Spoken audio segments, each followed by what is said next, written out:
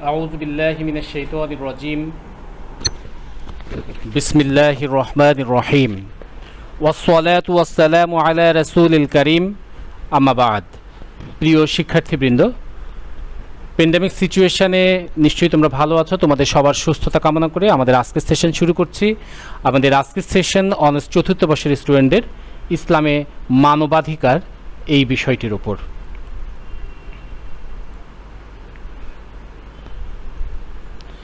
আমাদের আজকের আলোচনার বিষয় প্রবীণদের ইসলামে প্রবীণদের অধিকার ও মর্যাদা এই প্রসঙ্গ নিয়ে আমরা আলোচনা করব বর্তমান সময়ের বহুল আলোচিত সামাজিক সমস্যাগুলির মধ্যে প্রবীণদের যথাযথ অধিকার ও মর্যাদার প্রাপ্যতা নিয়ে উত্থাপিত সমস্যা অন্যতম একটি সমস্যা সমগ্র বিশ্বেই প্রবীণরা অবহেলিত উপেক্ষিত এবং তাদের জীবন নানা সমস্যায় জর্জরিত খোদ আমেরিকায় একটি গবেষণায় দেখা গেছে ৬৫ বছর বা তদূর্ধ্ব ব্যক্তিদের মধ্যে প্রতি ২ জনে অন্তত একজন প্রতিবন্ধিতার শিকার এবং প্রতি ৩ জনে একজন গুরুতরভাবে প্রতিবন্ধিতায় আক্রান্ত যারা নিজেদের সেবা যত্ন নিতে অপরের সাহায্য নিতে বাধ্য হয় দুর্ঘটনা কিংবা শারীরিক অসুস্থতায় অকাল মৃত্যু না হলে মানুষকে তার বার্ধক্যের মুখোমুখি হতে হয় শারীরিক কিছু সীমাবদ্ধতা ছাড়া বার্ধক্যে মানুষের সকল চাহিদাই বিদ্যমান থাকে শিশুকে যতটা ভবিষ্যতের জন্য চিরাচরিতভাবে সম্ভাবনাময় মনে করি অপরদিকে একজন বৃদ্ধকে ততটাই সম্ভাবনাহীন মনে করতে আমরা অভ্যস্ত অথচ পৃথিবীতে সফল ব্যক্তিদের যদি আমরা তালিকা করি তাহলে আমরা দেখতে পাব যে তারা অনেকেই বৃদ্ধ বয়সে সফলতা অর্জন করেছে এখানে আমরা সংক্ষেপে ইসলামে প্রবীণদের যে মর্যাদা এবং অধিকার দিয়েছে সেই বিষয়ে আমরা আলোকপাত করার চেষ্টা করব সাধারণ অর্থে প্রবীণ বলা হয় আর রাজুলুল কাবির বা বয়স্ক ব্যক্তিকে ইংরেজিতে ইলডারলি এজেড ওল্ড ইত্যাদি বলা হয় ইবনে মানজুর বলেন আসানুর রাজুল বয়োবৃদ্ধ বা প্রবীণ লোক অন্য অর্থে আল হারিমু আল কোহলি অর্থাৎ বয়োবৃদ্ধ পৌর আর এটা হলো আকসল কিবার বা বয়োবৃদ্ধের শেষ প্রান্ত পারিভাষিক অর্থে ওই সকল ব্যক্তিকে বৃদ্ধ বা প্রবীণ বলে যার বয়স বেশি হয়ে গেছে এবং যিনি শারীরিক এবং মানসিক শক্তিতে দুর্বল হয়ে পড়েছেন ফলে নিজের দেখাশোনা এবং পরিচর্যা যিনি নিজে করতে অক্ষম তাকেই আমরা প্রবীণ বলছি এ সম্পর্কে পবিত্র কুরআনে আল্লাহ রাব্বুল আলামিন বলছেন যে ইয়া আইয়ুহান নাস ইন কুনতুম ফি রাইবিম মিনাল বা'সি ফা ইন্না খলাকনাকুম মিন তুরাবিন সুম্মা মিন নুতফাতিন সুম্মা মিন আলাকাতিন সুম্মা মিন মুদগাতিন মুখাল্লাকা গায়রা মুখাল্লাকাতিন লিনাবিয়্যিন লাকুম ওয়া নুকিরু ফিল আরজামি মা নাশাউ ইলা আজালিম মুসাম্মা সুম্মা নুখরিজুকুম তিফলান সুম্মা লিতাবলাগু আশুদ্দাকুম ওয়া মিনকুম মান ইয়াতাওয়াফা ওয়া মিনকুম মান ইউরিদ্দু ইলা আরজালিল উমারি লিকাই লা ইয়ালামা মিন বা'দি ইলমা শাইয়্যা ওয়া তারাল আরদা হামিদাতান ফাইযা আনজালনা আলাইহাল মাআ মা'তাযাত ওয়া রাবাত ওয়া আমবাতাত মিন কুল্লি যাওজিন বাহিজ হে মানুষ যদি তোমরা পুনরুত্থান সম্পর্কে সন্দেহে পতিত হও তবে তোমরা ভেবে দেখো যে আমরা তোমাদেরকে প্রথমে মাটি থেকে সৃষ্টি করেছি অতঃপর শুক্র হতে অতঃপর জমাট রক্তপিণ্ড হতে অতঃপর পূর্ণাকৃতি বা অপূর্ণাকৃতি বিশিষ্ট গোস্তপিণ্ড হতে তোমাদেরকে আমার সৃষ্টি ক্ষমতা বুঝিয়ে দেবার জন্যে অতঃপর আমরা তা মাতৃগর্ভে রেখে দিই নির্দিষ্ট মেয়াদ পর্যন্ত যা আমরা ইচ্ছা করি অতঃপর আমরা তোমাদেরকে শিশুরূপে বের করে আনি যাতে তোমরা পরিণত বয়সে উপনীত হতে পারো অতঃপর তোমাদের কারো মৃত্যু ঘটানো হয় কাউকে কর্মশক্তিহীন বয়স পর্যন্ত পৌঁছানো হয় যখন সে তার জানা বিষয়েও জ্ঞান রাখে না আর তুমি জমিনকে দেখো শুষ্ক বিরান ভূমি অতঃপর যখন আমরা তাতে বৃষ্টি বর্ষণ করি তখন তা সতেজ হয় স্ফীত হয় এবং তা থেকে চোখ জুড়ানো উদ্ভিদসমূহ উদ্গত হয় এই আয়াতে মানুষের নিষ্কর্মা বয়স ও জ্ঞান হারার সময়ের কথা উল্লেখ করে মহান আল্লাহ রাব্বুল আলামিন প্রবীণদের জরাগ্রস্ততাকে বুঝিয়েছেন। মানুষের যখন বয়স বেশি হয় তখন সে আরজালুল উমর বা জরাগ্রস্ত বয়সে এসে পৌঁছে যায়। আল্লাহ রাব্বুল আলামিন পবিত্র কোরআনে অন্যত্র বলছেন যে আল্লাহু খালাকাকুম সুম্মা ইয়াতাওয়াফাকুম ওয়া মিনকুম মান ইউরিদু ইলা আরজালিল উমরি লিকাই লা ইয়ালামা বা'দা ইলমিল শাইয়া ইন্নাল্লাহা আলিমুল কাদির। আল্লাহ তাআলা তোমাদেরকে সৃষ্টি করেন, তারপর তোমাদেরকে মৃত্যু ঘটান, আর তোমাদের মধ্যে কেউ পৌঁছে যায় জরাগ্রস্ত বয়সে, ফলে জানার পরেও সে আর কিছুই জানবে না, অর্থাৎ জানা জিনিস ভুলে গিয়ে শিশুর মতো হয়ে যাবে। নিশ্চয়ই আল্লাহ রাব্বুল আলামিন সর্বজ্ঞ এবং সর্বশক্তিমান। এই বৃদ্ধ বয়সের দুর্বলতা ও শুভ্র সাদা চুলের অবস্থা বর্ণনা করতে যেয়ে আল্লাহ রাব্বুল আলামিন সূরা রোমের 54 নম্বর আয়াতে বলছেন যে আল্লাহুল্লাযী খালাকাকুম মিন দা'ফিন সুম্মা জা'আলা মিন বা'দি দা'ফি কুওয়াতান সুম্মা জা'আলা মিন বা'দি কুওয়াতান দা'ফা ওয়া শাইবাতান ইয়াখলুকু মা ইয়াশাউ ওয়া হুয়াল আলিমুল কাদির। তিনি আল্লাহ যিনি তোমাদেরকে সৃষ্টি করেছেন দুর্বল অবস্থায়, অতঃপর দুর্বলতার প্রতি শক্তি দান করেন, অতঃপর শক্তির পর দেন দুর্বলতা ও বার্ধক্য। তিনি যা চান তাই সৃষ্টি করেন, তিনি সর্বজ্ঞ ও সর্বশক্তিমান। রাসূলুল্লাহ সাল্লাল্লাহু আলাইহি ওয়াসাল্লাম বলেছেন উমরু উম্মতি মিন 60 সানাতান ইলা 70 সানাহ। আমার উম্মতের বয়স 60 থেকে 70 বছর। তবে এটা দ্বারা বৃদ্ধ বয়সের শুরু এবং শেষ বোঝানো হয়নি, কারণ বিভিন্ন দেশের আবহাওয়ার কারণে বার্ধক্যও ভিন্ন ভিন্ন বয়সে আসতে পারে। প্রবীণ বলতে বাংলা একাডেমির বেঙ্গলি ইংলিশ ডিকশনারিতে বলা হয়েছে যে elderly, old aged, wise, experienced, judicious and skilful. According to the Dictionary of Britannica, the old age is also called the sensations in human beings, the final stage of the normal lifespan. Definitions of old age are not consistent from the standpoints of biology, demography, employment and retirement, and sociology. For statistical and public administrative purposes, however, old age is frequently defined as 60 or 65 years of age or older. It is the last stage in the life process of an individual, and it is an age group of generation comprising a segment of the oldest members of a population. The social aspects of old age are influenced by the relationship of the psychological effects of aging and collective experiences and shared values of that generation to the particular organization of the society in which it exists. সর্বোপরি প্রবীণের সংজ্ঞা স্থান, কাল এবং পরিবেশ ভেদে ভিন্নতা পরিলক্ষিত হয়ে থাকে, কেননা কোনো কোনো সমাজের আর্থিক অবস্থাও প্রবীণের সংজ্ঞা নির্ধারণে ভূমিকা পালন করে থাকে। বয়োজ্যেষ্ঠদের দায়িত্বশীলতা এবং কার্যকরী থাকাটাও সমাজের অন্যান্য অনেক বিষয়ের উপর নির্ভর করে, কেননা সমাজের অন্য সকল প্রপঞ্চ নিয়েই সমাজের কাঠামো গঠিত। তাই পারিপার্শ্বিক অবস্থা বিশ্লেষণ করে প্রবীণের বয়স নির্ধারণ হয়ে থাকে। এখন আমরা আলোচনা করব যে ইসলামে প্রবীণদের মর্যাদা সম্পর্কে। আল্লাহ রাব্বুল আলামিন বনি আদমকে সম্মানিত করেছেন। মহান আল্লাহ তাআলা পবিত্র কোরআনে বলেছেন যে ওয়ালাকাদ কাররামনা বানি আদম ওয়া হামালনাহুম ফিল বাররি ওয়াল বাহরি ওয়া রাযাকনাহুম মিনাত তাইয়্যিবাতি ওয়া ফাদ্দালনাহুম আলা কাসীরিম মিম্মান খালাকনা তাফদীলা।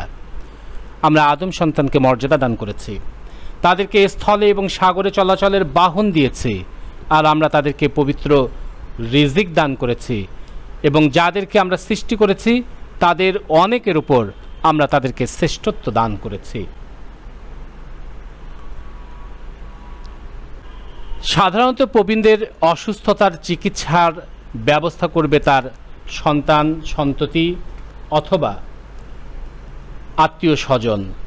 কারো যদি দায়িত্ব গ্রহণ করার মতো আত্মীয় না থাকে, তবে এলাকার সমাজপতি, মেম্বার, চেয়ারম্যান অথবা যে কোনো বিত্তশালী ব্যক্তি দায়িত্ব গ্রহণ করবে, তার বার্ধক্যের কোনো ওষুধ নেই।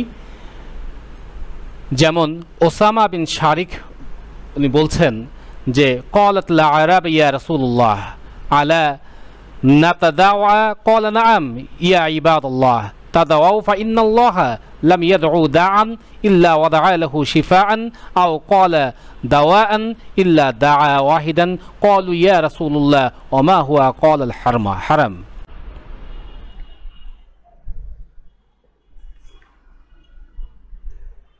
শুভ্রকেশী অর্থাৎ যাদের চুল সাদা হয়ে গেছে, বিশিষ্ট মুসলিমের বিশেষ মর্যাদার কথা রাসূলুল্লাহ সাল্লাল্লাহু আলাইহি সাল্লাম বর্ণনা করেছেন।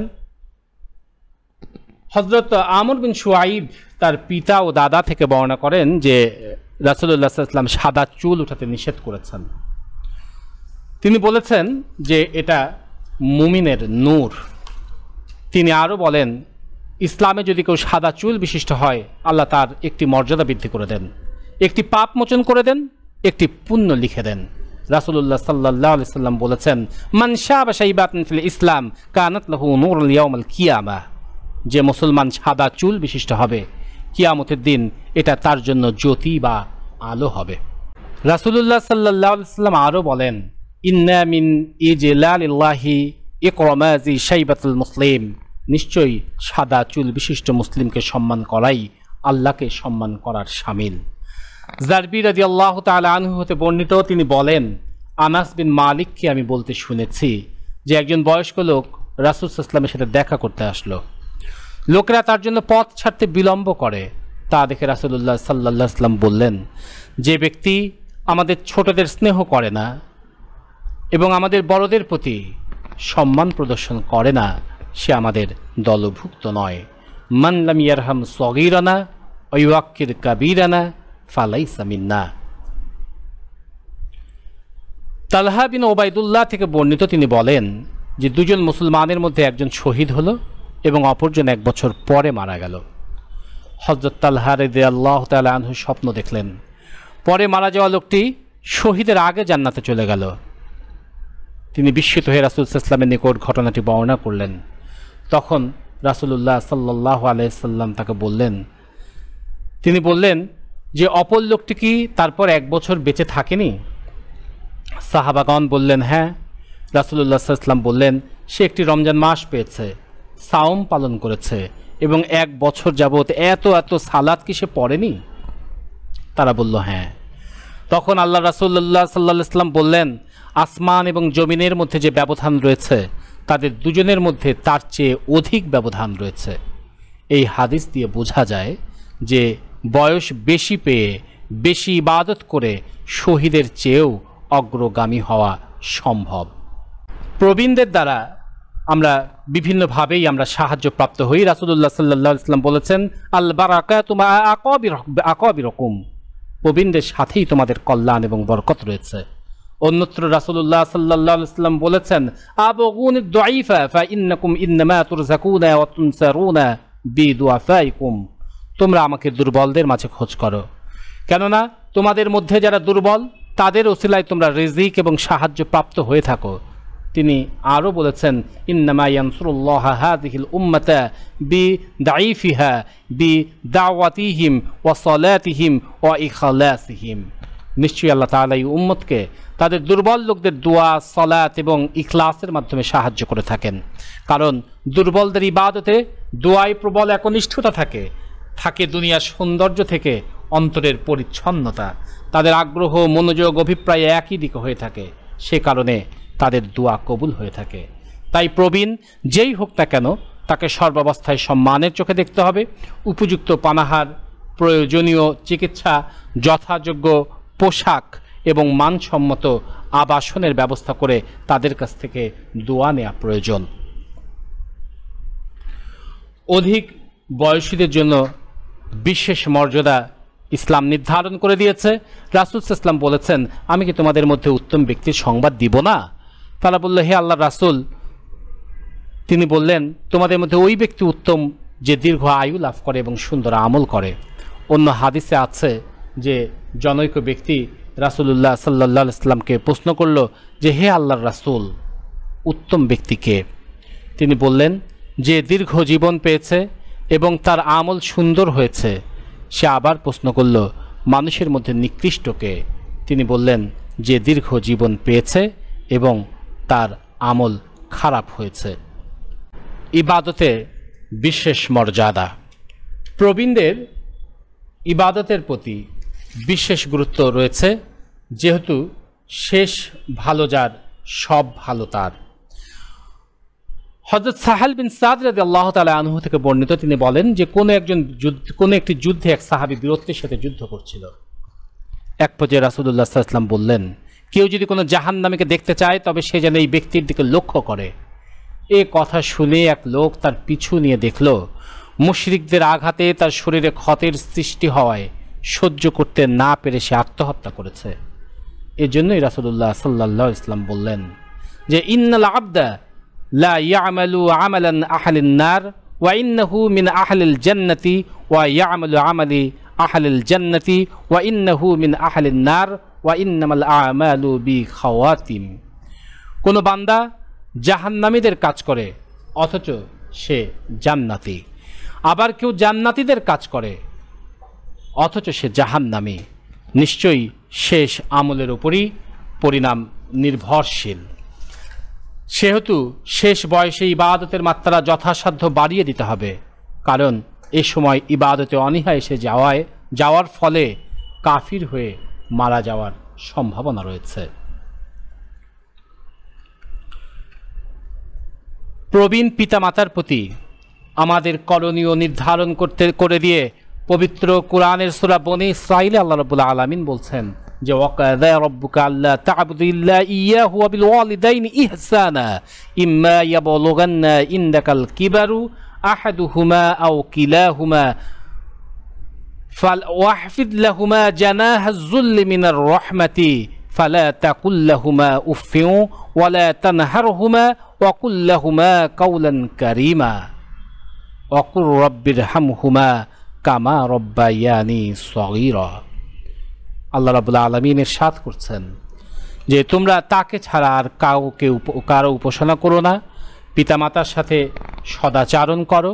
তাদের মধ্যে কেউ একজন অথবা উভয়ে যদি বার্ধক্যে উপনীত হয় তাহলে তুমি তাদের প্রতি উফ শব্দটিও করো না, তাদেরকে ধমক দিও না, তাদের সাথে নরমভাবে কথা বলো, আর তাদের প্রতি মমতাবশে নম্রতার পক্ষপুট অবনমিত করো এবং বলো হে আমাদের প্রতিপালক, তুমি তাদের প্রতি দয়া করো যেমন দয়া তারা ছোটবেলায় আমাদের উপর করেছিল। অনেক সন্তান বৃদ্ধ পিতামাতার সাথে খারাপ আচরণ করে থাকে, এমনকি মারধর পর্যন্ত করে। স্ত্রীকে খুশি করার জন্য বৃদ্ধ পিতামাতাকে অচেনা জায়গায় ফেলে আসা, দূরপাল্লার গাড়িতে তুলে দিয়ে পালিয়ে যাওয়া, ডাক্তার দেখানোর কথা বলে জমির দলিল করে নিয়ে ঘাড় ধাক্কা দিয়ে রাস্তায় বের করে দেওয়া, হাসপাতালে ভর্তির কথা বলে বৃদ্ধাশ্রম নামক কারাগারে বন্দি করে রাখার মতো ন্যাক্কারজনক ঘটনার কথা মাঝে মধ্যেই তো আমরা পত্রপত্রিকায় দেখি। অথচ মহান আল্লাহর নির্দেশ হলো তাদের সাথে এমন আচরণ তো দূরের কথা, উফ শব্দটিও করা যাবে না, বরং শ্রদ্ধা ভরে নম্রভাবে তাদের সাথে কথা বলতে হবে।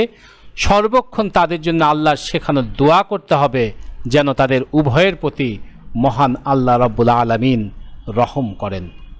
পিতামাতার হক বুঝাতে নিম্নোক্ত হাদিসটির প্রতিও লক্ষ্য করা যেতে পারে। হযরত আবু হুরায়রা রাদিয়াল্লাহু তাআলা আনহু হতে বর্ণিত, রাসূলুল্লাহ সাল্লাল্লাহু আলাইহি ওয়াসাল্লাম বলেন যে জা রাজুলুন ইলা রাসূলুল্লাহ সাল্লাল্লাহু আলাইহি ওয়াসাল্লাম ফাকালা ইয়া রাসূলুল্লাহ মান আহাক্কান নাস ইয়াহসিনু সাহাবাতি ক্বালা উম্মুকা ক্বালা সুম্মা মান ক্বালা সুম্মা উম্মুকা ক্বালা সুম্মা মান ক্বালা সুম্মা উম্মুকা ক্বালা সুম্মা মান ক্বালা সুম্মা আবুকা। এক লোক রাসূলুল্লাহ সাল্লাল্লাহু আলাইহি ওয়াসাল্লামের নিকটে এসে জিজ্ঞেস করল যে হে আল্লাহর রাসূল, আমার কাছে কে উত্তম ব্যবহার পাওয়ার বেশি হকদার? তিনি বললেন তোমার মা।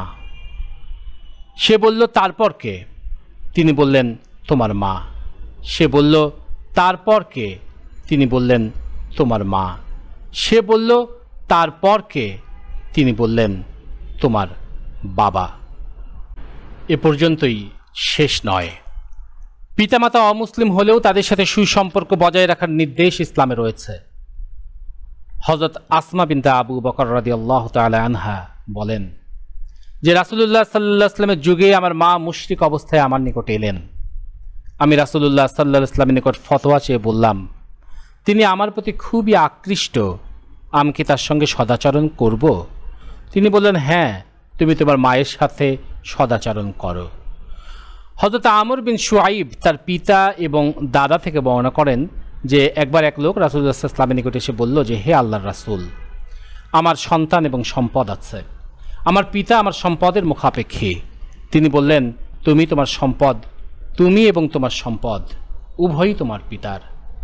তোমাদের সাথে তোমাদের পিতা তোমাদের জন্য সর্বোত্তম উপার্জন, সুতরাং তোমরা তোমাদের সন্তানের উপার্জন থেকে খাও। প্রবীণদের যথাযথ শ্রদ্ধা ও সম্মান প্রদর্শন করা মুসলমানদের দায়িত্ব। তাদের প্রয়োজন পূরণ করা সকলের কর্তব্য। বিশেষ করে নিকটাত্মীয়দের এটা মানবিক দায়িত্বও বটে। এমনকি কেউ যদি মনে করে যে আমার উপার্জিত সম্পদ আমারই, পিতামাতাকে কেন দিব, এর জবাব রাসূলুল্লাহ সাল্লাল্লাহু আলাইহি ওয়াসাল্লাম আগেই দিয়ে রেখেছেন, তুমি ও তোমার সম্পদ সবই তোমার পিতার, সুতরাং তাদের ভরণ পোষণের দায়িত্ব নিতে সন্তান বাধ্য। সাধারণত প্রবীণদের অসুস্থতার চিকিৎসার ব্যবস্থা করবে তার সন্তান সন্ততি অথবা আত্মীয় স্বজন। কারো যদি দায়িত্ব গ্রহণ করার মতো আত্মীয় না থাকে, তবে এলাকার সমাজপতি, মেম্বার, চেয়ারম্যান অথবা যে কোনো বিত্তশালী ব্যক্তি তার দায়িত্ব গ্রহণ করবে। তবে বার্ধক্যের কোনো ওষুধ নেই। বেদুইনরা একবার রাসূলুল্লাহ সাল্লাল্লাহু আলাইহি ওয়াসাল্লামের কাছে এসে বলেছিল যে, হে আল্লাহর রাসূল, আমরা কি চিকিৎসা গ্রহণ করব না? তিনি বললেন, হ্যাঁ, আল্লাহর বান্দারা, চিকিৎসা গ্রহণ করো, কারণ আল্লাহ এমন কোনো রোগ সৃষ্টি করেননি যার চিকিৎসা বা ঔষধ তিনি তৈরি করেননি, তবে একটি রোগ ব্যতীত। তারা বলল, হে আল্লাহর রাসূল, সেটা কি? তিনি বললেন, বার্ধক্য। কিন্তু তাই বলে বৃদ্ধদের বিনা চিকিৎসায় ফেলে রাখা যাবে না, প্রয়োজনীয় চিকিৎসা দেওয়ার ব্যবস্থা করতে হবে।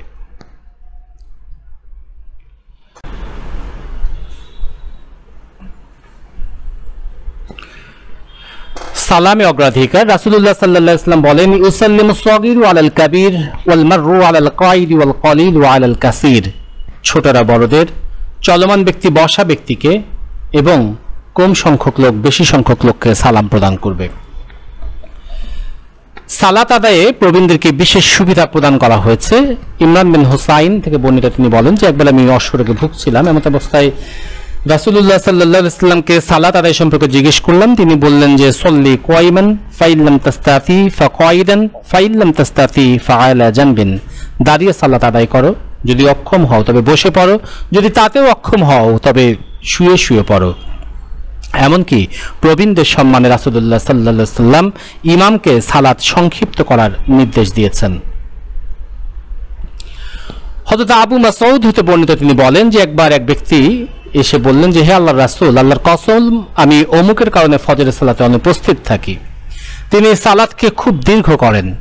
আবু মাসউদ বলেন যে আমি আল্লাহর রাসূলকে নসিহত করতে গিয়ে সেদিনের নাই এত অধিক রাগান্বিত হতে কখনো দেখিনি।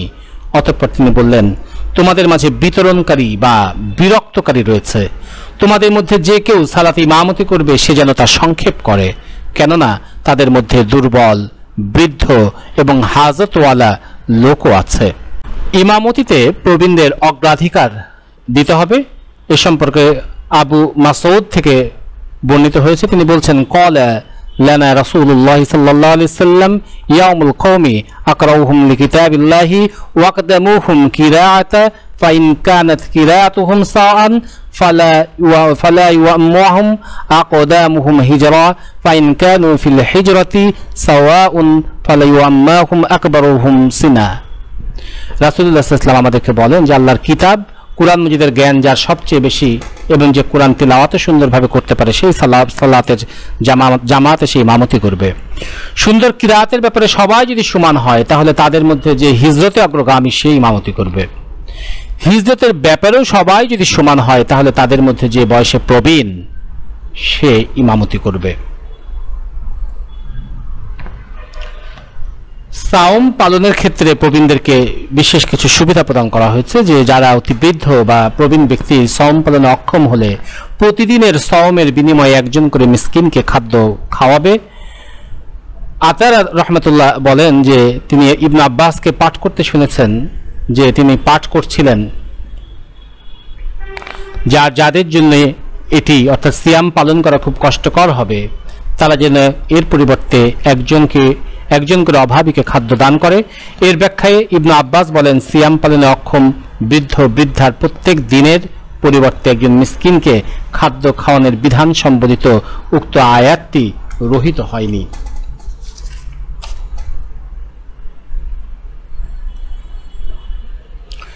হজের ক্ষেত্রেও প্রবীণদের বিশেষ কিছু সুবিধা দেওয়া হয়েছে, যে যারা অক্ষম, প্রবীণ বা বৃদ্ধ ব্যক্তির পক্ষ থেকে সক্ষম ব্যক্তির মাধ্যমে হজ করানো ইসলামে বৈধ। ইবনে আব্বাস রাদিয়াল্লাহু তাআলা আনহু হতে বর্ণিত, তিনি বলেন, জাআত ইমরাতুম মিন খাসামা আমা হাজ্জাতিল ওয়াদা'i ক্বালাত ইয়া রাসূলুল্লাহ সাল্লাল্লাহু আলাইহি ওয়াসাল্লাম ইন্না ফারিদাতুল্লাহি আলা ইবাদিহি ফিল হাজ্জি আদরাকাত আবি শাইখান কাবীরান লা ইস্তাতিউ আন ইয়াস্তাবিয়া আলা রাহিলাতা ফাহাল ইয়াকাসি আনহু আন আহাজ্জু আনহু ক্বালা নাআম।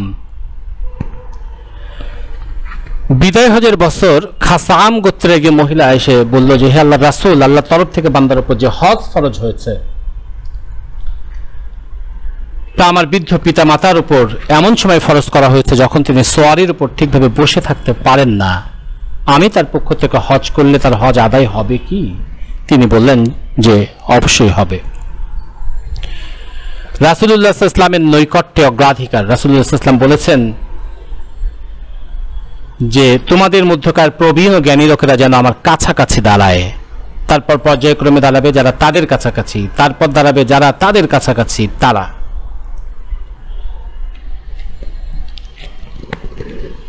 বসার দিক থেকে অগ্রাধিকার। উবাইদুল্লাহ বিন ওমর বলেন যে আমি সুলাইমান বিন আলীর নিকট ছিলাম, এই সময় কুরাইশ গোত্রের জনৈক প্রবীণ ব্যক্তি প্রবেশ করলো। সুলাইমান বললেন যে এই প্রবীণ ব্যক্তির দিকে লক্ষ্য করো, তাকে উপযুক্ত আসনে বসাও।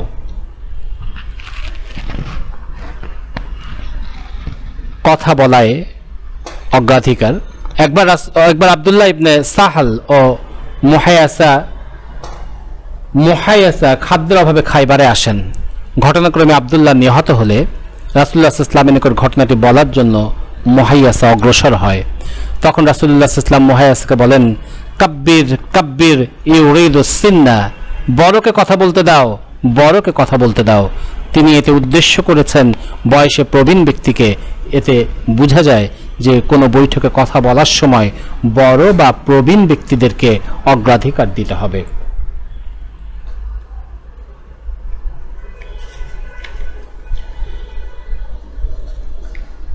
বৃদ্ধ বয়সে প্রবীণদের কিছু করণীয় আছে, যে বৃদ্ধ বয়সে ইবাদতে মশগুল থাকা আবশ্যক। এই সময় অনেকাংশে প্রবীণদের মেজাজ খিটখিটে থাকে, তাই সর্বদা ইবাদতে মশগুল থাকলে মনের অবস্থা পরিবর্তন হওয়ার রাস্তা খুলে যেতে পারে। এই সময় বেশি বেশি তাসবিহ, তাহলিল, দোয়া, দরুদ, ইস্তেগফার পাঠ করতে হবে। মহান আল্লাহ রাব্বুল আলামিন বলেছেন, ইয়া আইয়ুহাল্লাযীনা আমানু তুবু ইলাল্লাহি তাওবাতান নাসুহা আসা রাব্বুকুম আন ইউকাফফিরা আনকুম সাইয়্যাতিকুম ওয়া ইউদখিলাকুম জান্নাতিন তাজরি মিন তাহতিহাল আনহারু ইয়াওমা লা ইউখজিয়াল্লাহুন নাবিয়্যা ওয়াল্লাযীনা আমানু معه نورهم يسعى بين أيديهم وبأيمانهم يقولون ربنا أتمم لنا نورنا واغفر لنا إنك على كل شيء قدير।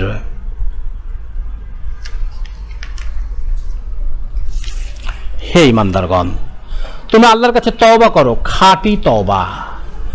আশা করা যায় তোমাদের রব তোমাদের পাপ সমূহ মোচন করবেন এবং তোমাদেরকে এমন জান্নাত সমূহে প্রবেশ করাবেন যার পাদদেশে নদী সমূহ প্রবাহিত। নবী ও তার সাথে যারা ঈমান এনেছে তাদেরকে সেদিন আল্লাহ লাঞ্ছিত করবেন না।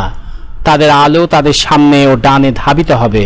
তারা বলবে, হে আমাদের রব, আমাদের জন্য আমাদের আলো পূর্ণ করে দিন, আমাদেরকে ক্ষমা করুন, নিশ্চয়ই আপনি সর্ববিষয়ে ক্ষমতাবান। রাসূলুল্লাহ সাল্লাল্লাহু আলাইহি সাল্লাম বলেন, কুল্লু বানি আদম খাতাউন ওয়া খায়রুল খাতাইনা তাওয়াবুন, প্রত্যেক বনি আদমই ভুলকারী আর উত্তম ভুলকারী হচ্ছে তওবাকারীগণ। আল্লাহ রাব্বুল আলামিন বলেছেন, ইন্নাল্লাহা ইউহিব্বুত তাওয়াবিনা ওয়া ইউহিব্বুল মুতাতাহহিরিন, নিশ্চয়ই আল্লাহ তওবাকারীকে ভালোবাসেন এবং ভালোবাসেন অধিক পবিত্রতা অর্জনকারীদেরকে।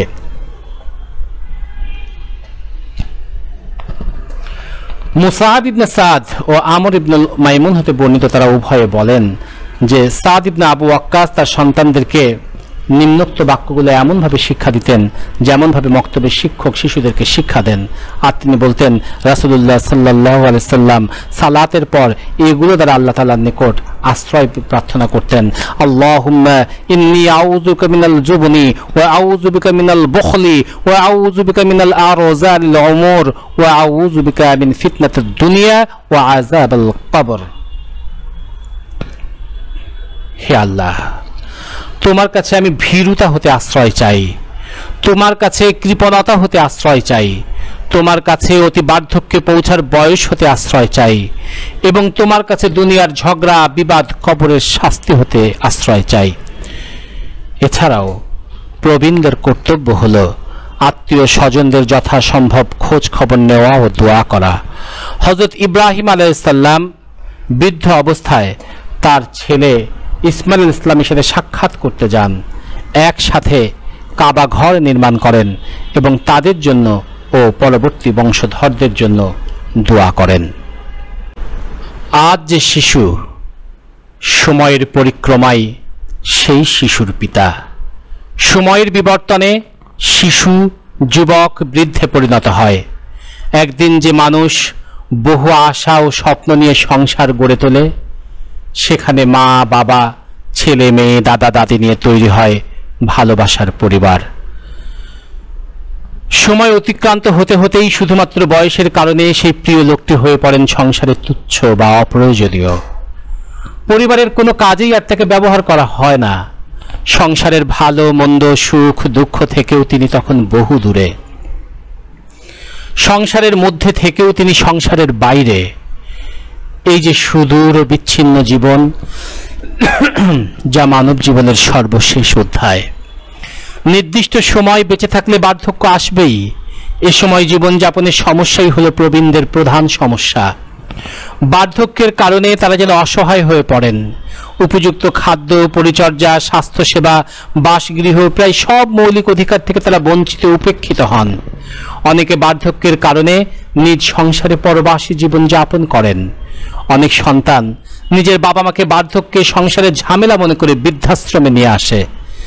যদিও প্রবীণের বৃদ্ধাশ্রমে খাওয়া পড়া সবকিছুই সঠিকভাবে পেয়ে থাকেন, কিন্তু নিজেদের আপনজন ছেড়ে একাকিত্ব জীবন যাপন যে কত কষ্ট বিষাদের তা বলাই বাহুল্য। অথচ ইসলাম এমন একটি পরিপূর্ণ জীবন ব্যবস্থা হিসেবে প্রবীণদের জন্য রেখে গিয়েছেন শ্রদ্ধা, ভালোবাসা, যত্ন, সেবা পাবার অধিকার। নিজ পরিবারে বসবাস ও পরিবারের সদস্যদের সাথে সময় কাটানো তাদের মৌলিক অধিকার। নিজ গৃহ থেকে যেন কোনোভাবেই তাদেরকে বিতাড়িত করা না হয়। পবিত্র কুরআন শরীফে আল্লাহ রাব্বুল আলামিন সেই ঘরকে নিরাপদ ও শান্তিময় ঘোষণা করে বলেন, এবং আল্লাহ তোমাদের গৃহকে করেন তোমাদের আবাসস্থল, এবং তিনি তোমাদের জন্য পশু চর্মের তাঁবুর ব্যবস্থা করেন। তোমরা তাকে সহজ মনে করো ভ্রমণকালে এবং অবস্থানকালে, এবং তিনি তোমাদের জন্য ব্যবস্থা করেন তাদের পশুর লোম ও কেশ হতে কিছু কালের গৃহ সামগ্রী ও ব্যবহার উপকরণ। পবিত্র কোরআন শরীফে আরো বলা হয়েছে, এটা তোমার প্রতিপালকের অনুগ্রহের বিবরণ। তার বান্দা জাকারিয়ার প্রতি যখন সে তার প্রতিপালককে আহ্বান করেছিল নিভৃতে, সে বলেছিল, হে আমার রব, আমার অস্থি দুর্বল হয়েছে, বার্ধক্যে আমার মস্তক শুভ্রোজ্জ্বল হয়েছে। হে আমার প্রতিপালক, তোমাকে আহ্বান করে আমি তো কখনো ব্যর্থ কাম হইনি। প্রিয় শিক্ষার্থীবৃন্দ, আমরা আলোচনার একেবারেই শেষ প্রান্তে এসে উপনীত হয়েছি। আমরা জানি যে ইসলাম পরিপূর্ণভাবে একটি মানবিক এবং কল্যাণ ভিত্তিক জীবন ব্যবস্থা। মানুষের অধিকারকে এই জীবন ব্যবস্থায় অধিক গুরুত্ব দেওয়া হয়েছে। মানুষের প্রতি মানুষের দয়া, প্রেম, প্রীতি, শ্রদ্ধা, ভালোবাসা স্থাপনের মধ্য দিয়ে একটি সুখী ও শান্তিকামী সমাজ প্রতিষ্ঠা করাই ইসলামের নির্দেশনা। সেই অভীষ্ট লক্ষ্য উদ্দেশ্যকে বাস্তবায়নের জন্য প্রবীণদের জন্য ইসলাম প্রদত্ত অধিকার ও মর্যাদা রক্ষায় কোনো মুসলমান অবজ্ঞা অবহেলা অস্বীকার করতে পারবে না। বৈষম্যহীন সমাজ প্রতিষ্ঠায় সকলকে একতাবদ্ধভাবে কাজ করতে হবে। মানব মর্যাদা রক্ষায় ইসলামের এই সকল নির্দেশনা বাস্তবায়নের মধ্য দিয়ে পৃথিবীতে পরিপূর্ণ মানবতাবোধ প্রতিষ্ঠিত হবে। তবেই প্রমাণ পাবে যে বিশ্বের সমগ্র মানুষের মাঝে ইসলামের সার্বজনীনতা। আমাদের আজকের আলোচনা এ পর্যন্তই। তোমাদের সবার সুস্থতা কামনা করছি। তোমরা সবাই ভালো থাকবে, সুন্দর থাকবে, এই প্রত্যাশা এখানেই শেষ করছি। আল্লাহ হাফেজ। আসসালামু আলাইকুম ওয়া রাহমাতুল্লাহ।